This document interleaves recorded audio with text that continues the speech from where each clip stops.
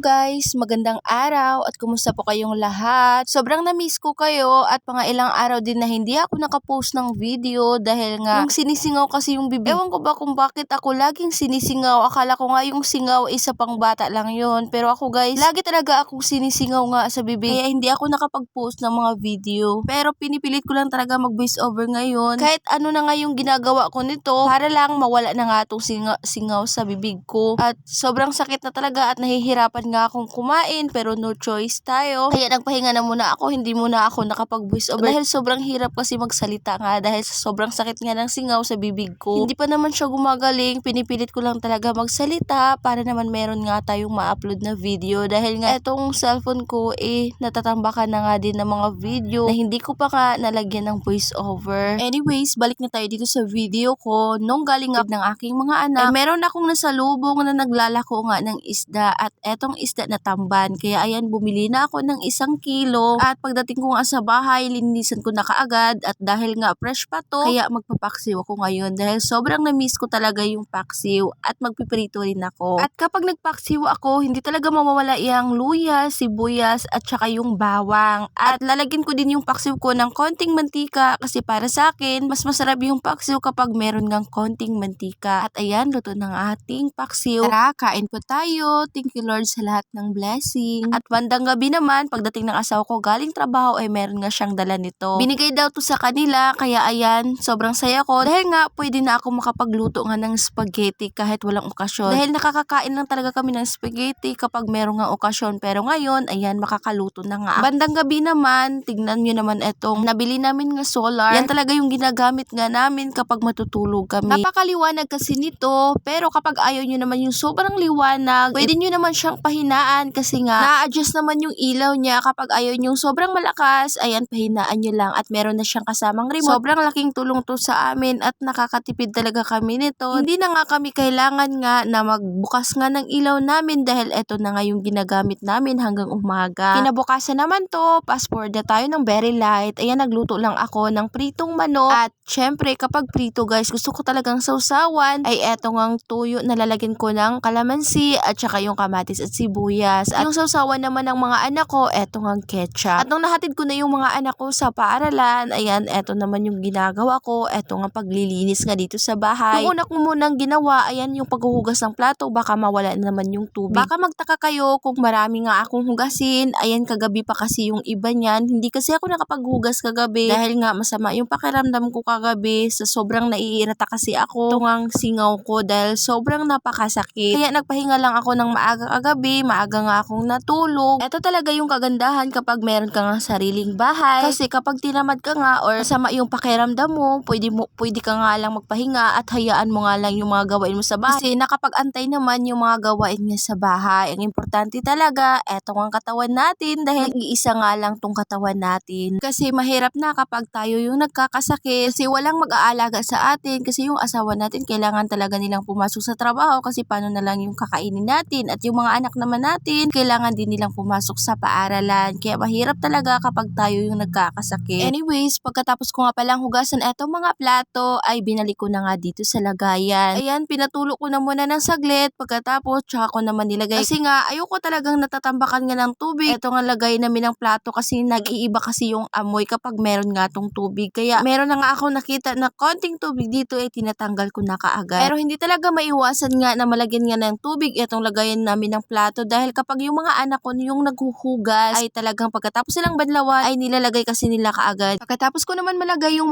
mga plato sa lagayan ay dito naman ako maglinis sa may sala nga at ayan, pinunasan ko na muna itong lamisa dahil hindi nga ako nakapagpunas kanina. Pagkatapos naman pinagtatanggal ko naman yung damit na nakalagay sa upuan dahil yung mga anak, yung mga binis nila nga damit ay nilalagay lang talaga nila dyan. Kaya ayan, pinagtatanggal ko na muna at nilagay ko na muna sa labahan. Kasi bukas pa nga ako maglalaba kaya maglilinis na muna ako ngayon. Pagkatapos, konting walis-walis lang at pagkatapos ko naman magwalis ay nagmap naman ako kasi nga pagkatapos ko talagang magwalis minamapan ko talaga dito kasi sobrang maalikabok kasi dito. Alam nyo naman, yung katabi nga ng bahay namin yung lumber nga na naggagawa nga ng mga hollow block kaya sobrang napakaalikabok nga nitong bahay nga namin. At pagkatapos naman ako gumawa sa mga gawaing bahay at kapag wala pang oras sa pagsundo ko sa aking mga anak ay eto muna yung ginagawa ko. Nanonood na muna nga ako ng music music video kasi mahilig talaga ako sa kanta guys. Pero eto nga kanta ay walang hilig nga sa boses ko, charis. At habang nanonood nga ako ng music video, meron nga dumating etong order ng asawa ko, etong parcel niya. Kaya ayan, sabi niya, bubuksan ko nga daw. Kaya ayan guys, binuksan ko na. At syempre, for the video tayo para meron nga tayong mai-content, charis. Ayan, yung order nga pala niya, etong kutsilyo kasi nga, yung mga kutsilyo nga namin dito sa bahay ay nasisira na nga. Kaya ayan, umorder na siya nito kasi nga, eto nga yung nakita niya na trending nga daw to na kutsilyo. At nag-order na din siya ng remote para sa aming signal kasi may balak din siya baludan nga itong signal namin dahil para hindi nga masira kasi pag isang taon na to na hindi nga namin nagagamit itong signal namin at baka nga masira dahil nga wala kasi itong remote kaya hindi nga namin naghamit. At bandang gabi naman, bumili lang ako sa talipapa, etong ang gulay na chop suey at eto lang yung ulam nga lulutuin ko ngayong hapunan namin. At yan lang muna for this video. Maraming salamat sa inyong panonood. God bless.